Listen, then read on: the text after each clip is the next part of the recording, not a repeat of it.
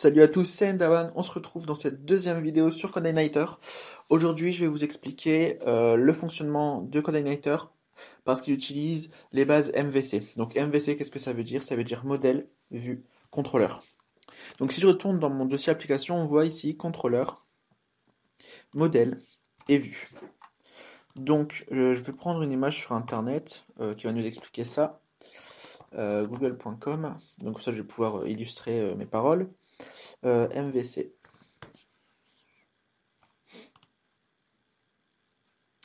Donc, qu'est-ce qui peut être assez simple pour vous à comprendre?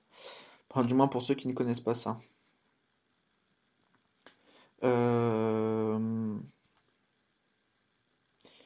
voilà, ceci. C'est extrêmement bien récapitulé. Donc, nous sommes, donc j'agrandis, nous sommes le client. Nous sommes la personne qui va visiter le site. Quand on va aller, par exemple, comme je l'avais dit ici, donc sur Welcome, ça va charger mon contrôleur Welcome. Mon contrôleur Welcome, il est View, non, contrôleur Welcome, ici. Donc ça va charger mon contrôleur Welcome. Comme j'ai rien précisé, dans mon contrôleur Welcome, il va prendre l'index. Ça c'est par défaut avec Codeignator. Donc de là, mon contrôleur va charger deux choses, un modèle et une vue. Donc on va commencer par la vue, même si théoriquement c'est les modèles avant. Bah, quoi qu'on va commencer par les modèles, comme ça on va vraiment faire comment traite Codeignator notre fichier. Donc le contrôleur va faire appel à un modèle en premier. Le modèle, c'est ce qui va, par exemple, contenir toutes les fonctions qui vont vous permettre d'interagir avec votre base de données. Par exemple, si vous avez un système de commentaires, donc il y aura par exemple, dedans il y aura par exemple comment .php, dedans il y aura add comment, delete comment, show comment, pour vraiment récupérer tous vos commentaires, gérer avec la base, pour pouvoir vous occuper de la base de données. Parce que dans votre contrôleur et dans votre vue, il y aura jamais de SQL. Jamais. Tout ce qui sera SQL, tout ce qui sera base de données, ça sera avec le modèle. Donc là, les modèles interrogent la base de données et les renvoient. Le contrôleur, lui, il va gérer par exemple des conditions. Il va. En fait, le contrôleur, ce sera un peu le moteur. Le modèle, dans ce cas-là, il va servir de, de renseignement. C'est lui qui va aller chercher dans la base de données, qui va faire l'intermédiaire entre la base de données et le contrôleur. C'est-à-dire que le contrôleur, il va dire, bah voilà, modèle, je veux les derniers commentaires. Donc le contrôleur, il dit, ben voilà, dernier commentaire. Lui, il a déjà été programmé pour faire ça. Il va dans la base de données, il les reprend, il les renvoie au contrôleur. De là, le contrôleur a les commentaires de la base de données.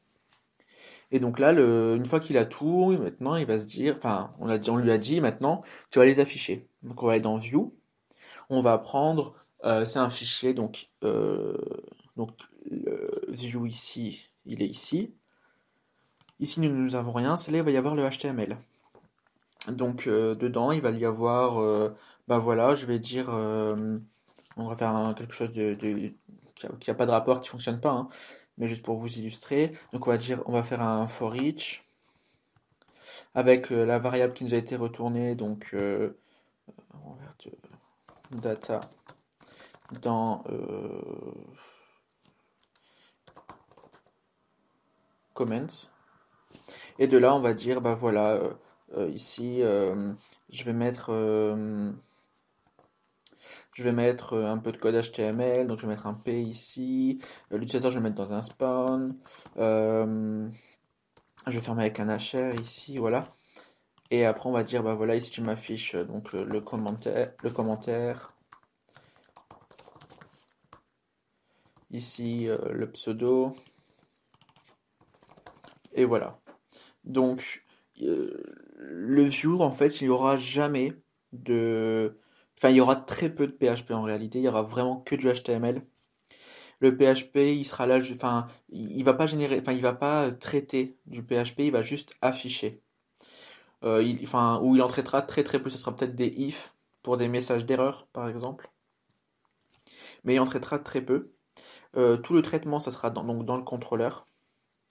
Et tout ce qui sera donné, ça sera dans le modèle. Donc là, notre contrôleur, il récupérait la vue, il récupérait les données. Et de là, une fois qu'il y a tout ça, il peut donc le renvoyer au client.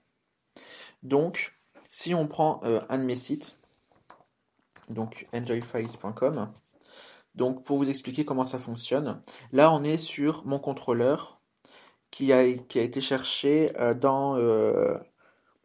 non, pas ici. On va prendre Enjoy Snaps, qui sera plus parlant.